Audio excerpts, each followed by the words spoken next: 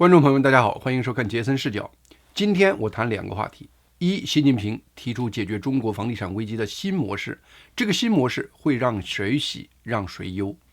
二，我回应网友的要求，谈谈川普，特别是纽约法庭再次对川普处以天价罚款的最新案例。全世界都知道中国的经济出现危机了，而引发这个危机的地震中心就是中国的房地产业。面对中国房地产这个摇摇欲坠的危机，习近平和他的经济团队将如何回应？这是全世界都在密切关注的问题。中国房地产的总价值大约是500万亿人民币，也就是70万亿美元的问题。这是一个什么概念？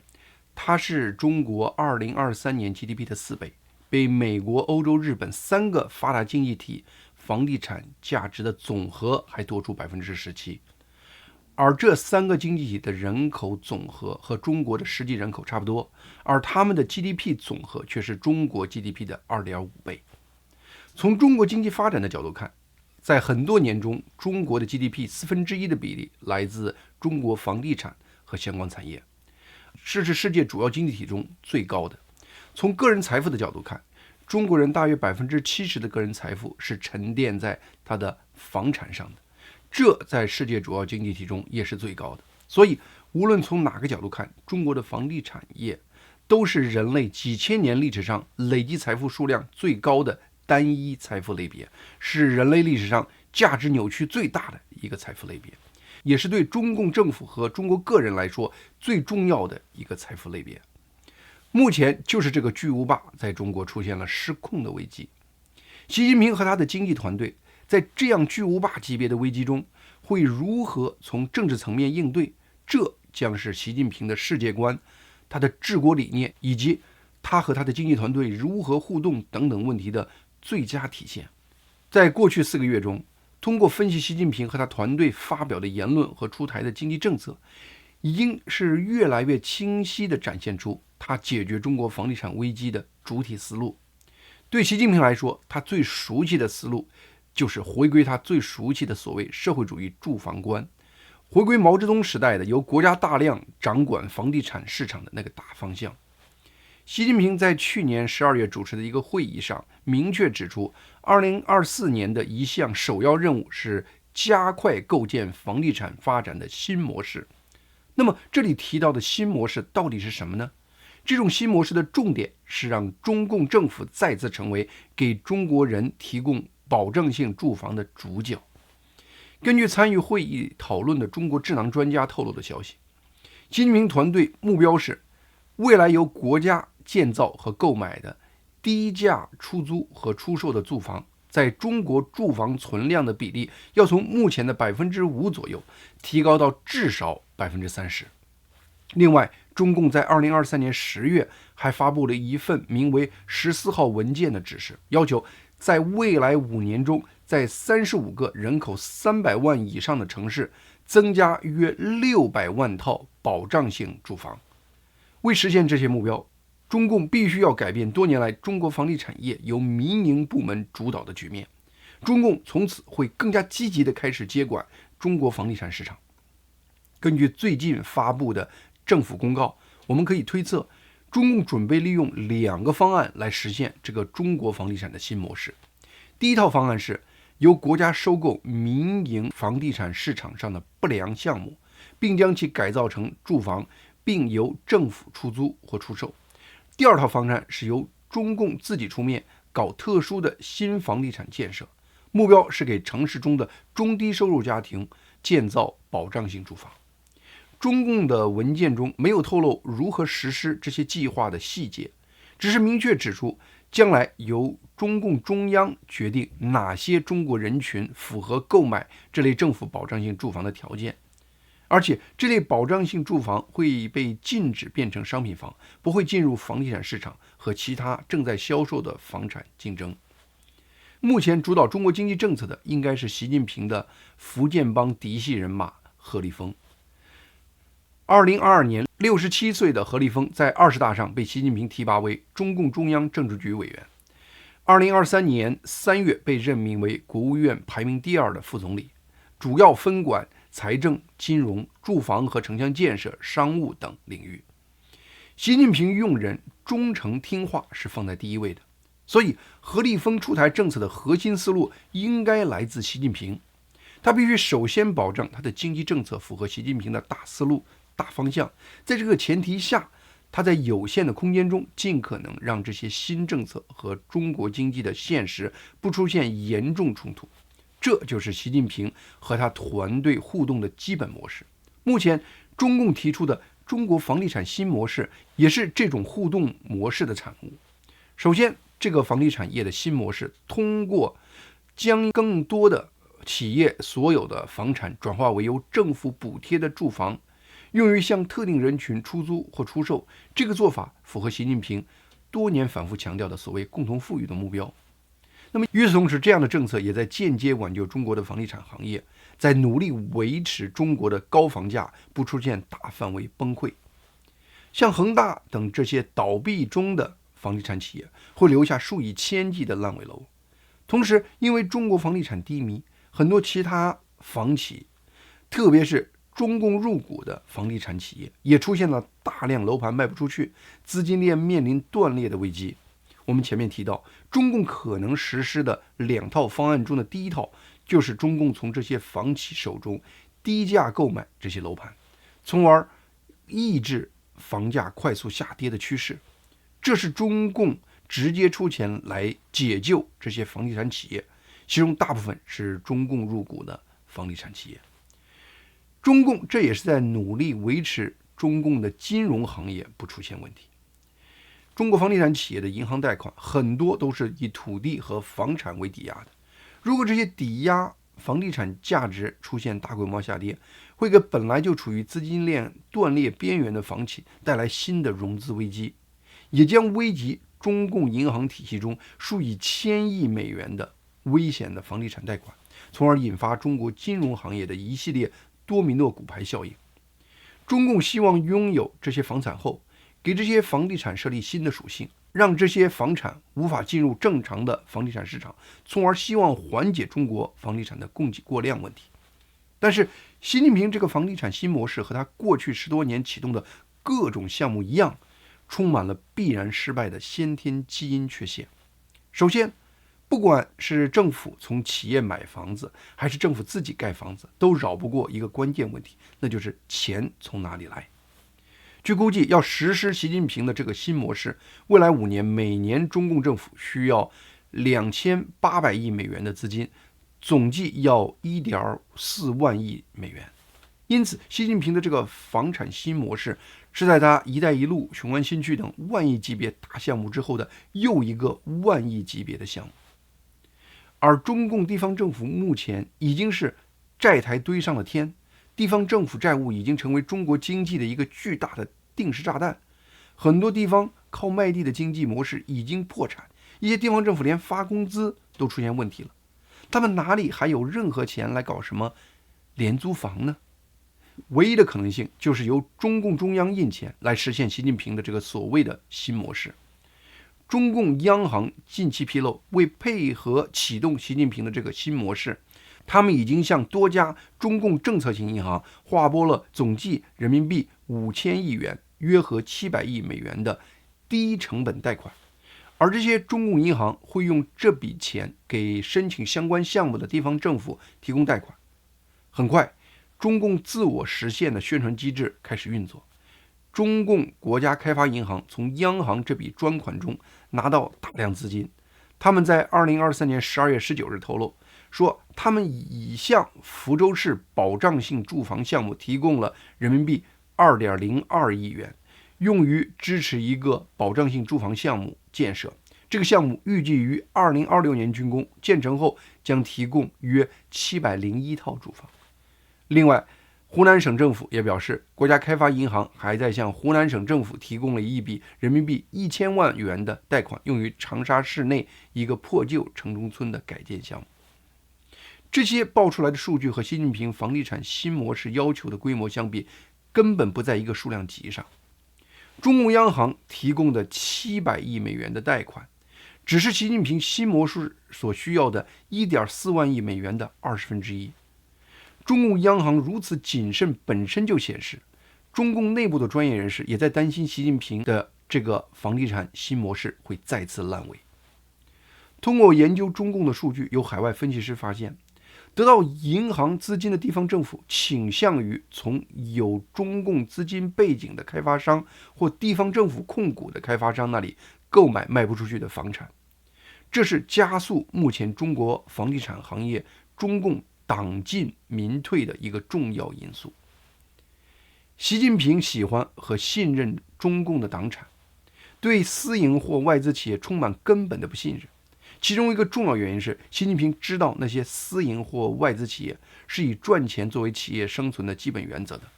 而这些被称为国家队的中共企业，他们可以在任何时候招之即来，挥之即去。在处理经济和金融问题时，习近平最喜欢的做法就是调用国家队入场救市。中国股市出现问题了，他调国家队来救；现在房地产出现问题了，他的新模式核心思路依然是让国家队来救。但是市场本身却是有它自身的运行规律的，任何国家的房地产市场的状态都跳不出一个供需关系决定的模式。目前中国房地产行业低迷的根本原因是中国房地产行业供大于求的这个状态。一方面，中国这些年盖房子实在盖得太多了。中共自己的数据显示，中国目前有 6.6 亿栋房屋，注意是栋而不是套。目前中国至少有8000万套房子被闲置，够超过2亿人住。另一方面，而中国的人口总数从2022年开始下跌，从此中国社会将面临人类有史以来最惨烈的人口下跌周期。一个社会维持人口平衡的生育率是 2.1， 世界发达经济体的平均生育率是 1.4， 而中国目前的生育率只有不到 1.1。到本世纪末，按澳大利亚维多利亚大学和上海社会科学院的保守预测，中国人口将从目前的14亿下跌近2/3，到只有 5.3亿人。把中国房地产的过度开发的数据和中国人口从此暴跌的数据摆在一起，谁都知道中国房地产正在出现一个历史性的转折点，供大于求的状态会从此长期存在。任何政府用政策违逆市场运行机制的行为，效果都只会是暂时的和难以持续的。中国股市是这样，中国房地产市场更是这样。其实习近平的所谓房地产新模式是赤裸裸的在回归毛泽东时代中国房地产的老模式。在毛泽东时代，大多数中国人都是住在党政机关和企事业单位分配的房子里。我至今还记得，我小时候一家4口住在我母亲单位分的一个不足30平方米的老旧房子中。那个房子只有一个卧室，在炎热的夏天睡在一个用帘子隔起来的热烘烘的沙发上，是我对那个时代的永恒记忆。我父亲单位每次讨论分房子的日子，都是我父亲沮丧、我母亲暴怒的日子，也是我从他们对话中了解中国社会人和人直接利益冲突中人心算计、人性险恶的日子。那时中共官员权力无限，他们一句话就能决定哪家人能住上让人保持基本尊严的房子，而哪家却不能。无限权力衍生无限腐败。10多年前以反腐建立权威的习近平，难道不知道当中共再次拥有中国超过30%的房产后，中国社会会出现什么情况吗？中共官员会如何表现吗？虽然很多人在贬低习近平的智商，但是我敢保证，在中共权力圈长大的习近平，比我们大多数人更懂如何掌握权力，如何控制人心。因此，我只能推断，一个底层人群人人为劲敌的社会，一个中共官员普遍腐败的社会，也许习近平并不认为是个坏事。今年中国新年期间最火的一个视频是，一个在北京打拼、住鸽子笼、节衣缩食的女孩，过年回老家的感悟。她的老家是一个人口不足40万的江西小县城。她发现，在她老家认识的人，家家盖别墅、开奔驰、宝马，几千块钱的大衣随便下单，周周开车到省会的 Sam's Club 采购龙虾。我先不争论这女孩讲的，她在老家接触的人是不是能够代表当地的普通人，至少她让我知道了，在江西的小县城中，的确住着一个生活奢华的人群。但在她视频中也提到了，她当年就是因为老家根本找不到像样的工作，才决定去北漂的。目前她认识的很多老家的人，每月工资也不过2到3千元人民币。那么他看到的那个生活奢华人群的钱又是从哪里来的呢？中国一般的小县城基本没有什么像样的企业和产业，他们的钱几乎全靠无休止的地方城投债借来的，全靠挖空心思向上级政府申请新项目，申请符合新政策的项目来拿到贷款的。习近平的房地产新模式就是典型的属于这类新政策项目。每个项目开工上马，中共权力链条上的各个环节，从项目甲方到包工头，再到上游建材设备企业，都会大赚一笔。如果他们知道盖的房子是给低收入人的廉租房，不必担心未来市场竞争和市场检验的问题，房屋质量如何可想而知。只要做到当时不立刻倒下就足够了，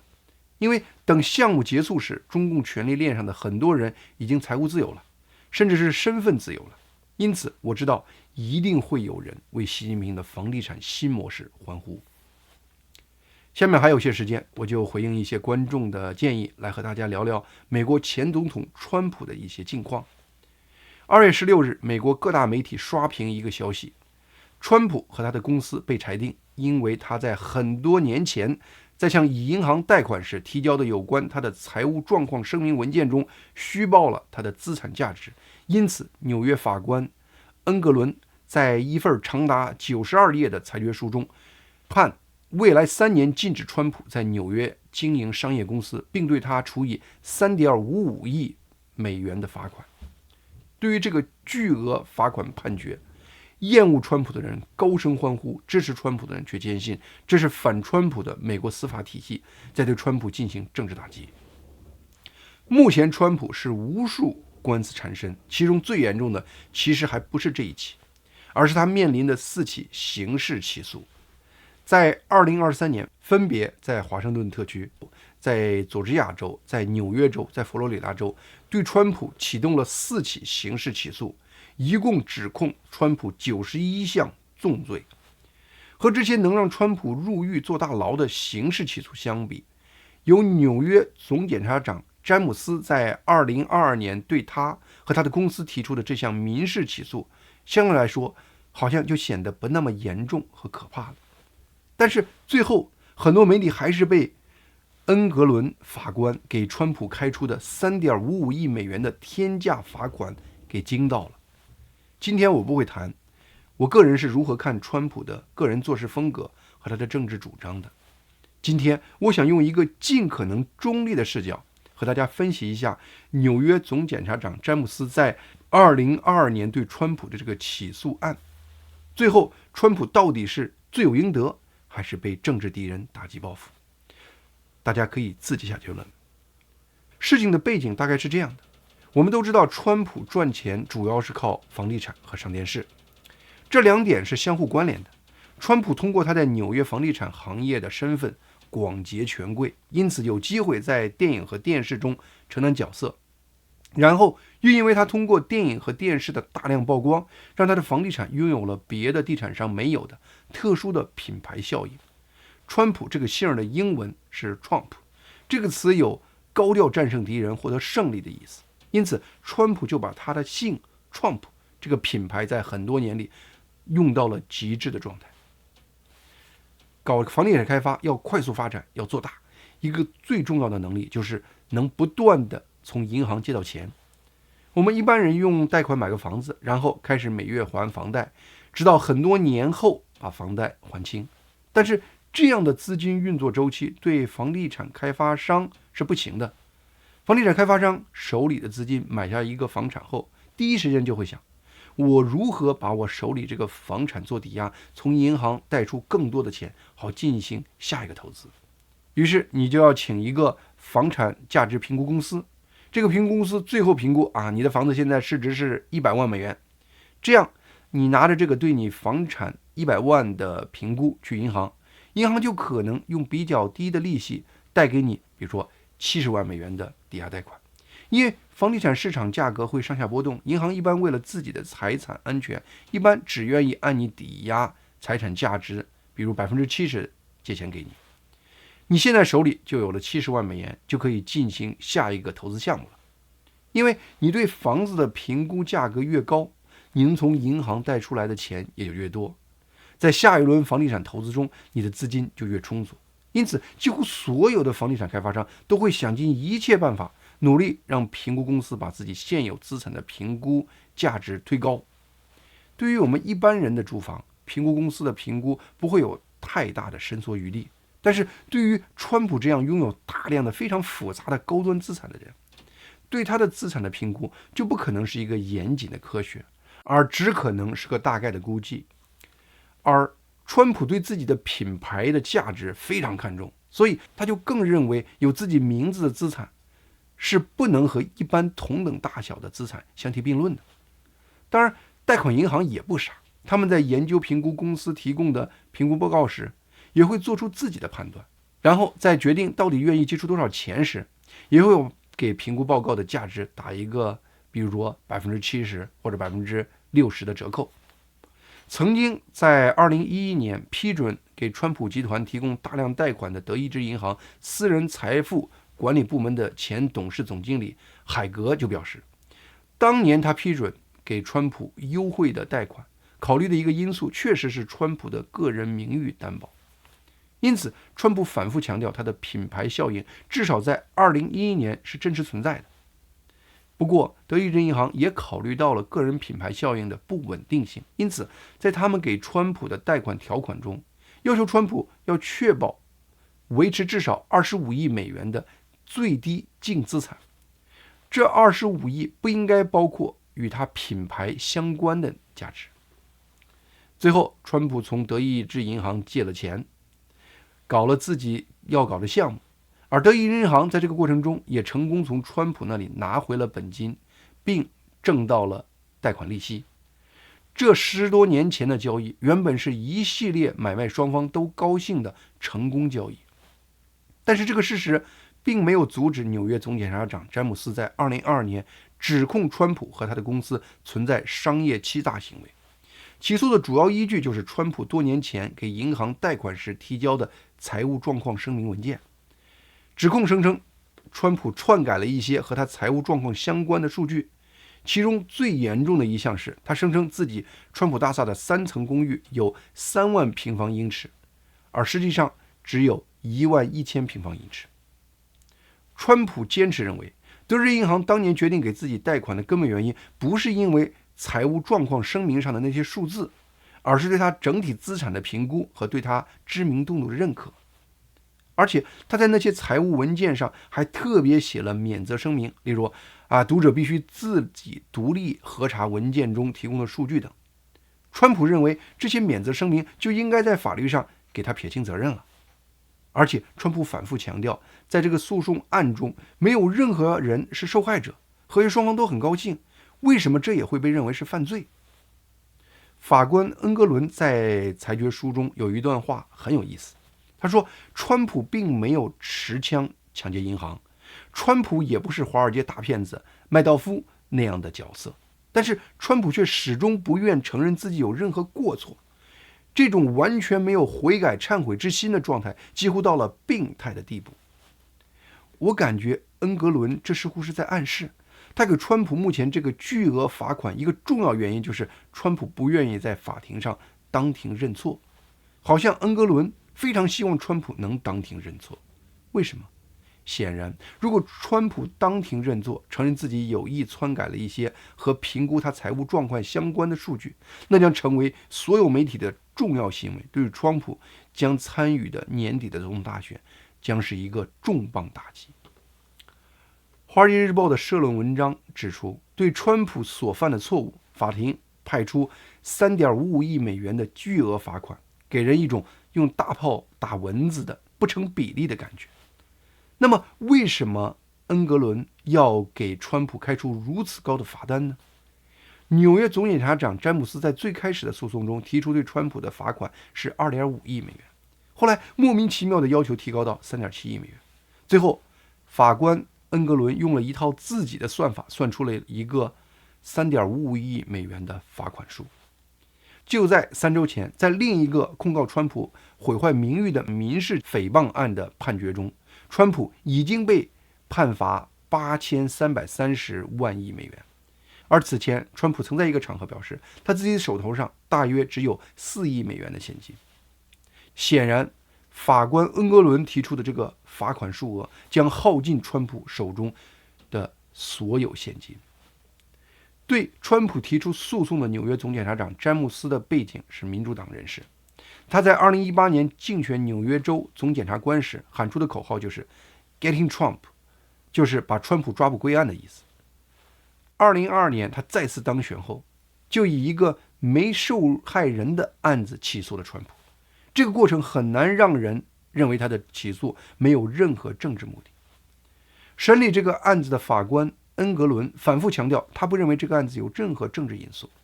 华尔街日报》在2023年11月还写了一个专题报道，说这个恩格伦20岁时开过出租车，后来参加过摇滚乐团，后来参加过反越战抗议，本人离过3次婚。他在担任纽约市民事法庭法官超过10年后，在2015年得到了曼哈顿民主党的支持，最终当选纽约最高审判法院与法官。自2019年起，他叫停过多个曼哈顿的建设项目，后来他的裁决都被州级上诉法庭推翻了。恩格伦自称是美国宪法第1修正案言论自由的坚定支持者，然而在诉讼中，他2次因为川普公开批评他的首席书记官而对川普2次开出12.5万美元的罚款。他说川普的人身攻击不属于言论自由的范畴。他的首席书记官也是一个民主党人，在交叉审问期间，这个首席书记官对川普一方的发言时常做出翻白眼、摇头的举动，这让川普的律师非常困扰，也让川普坚信他对这个案件有偏见。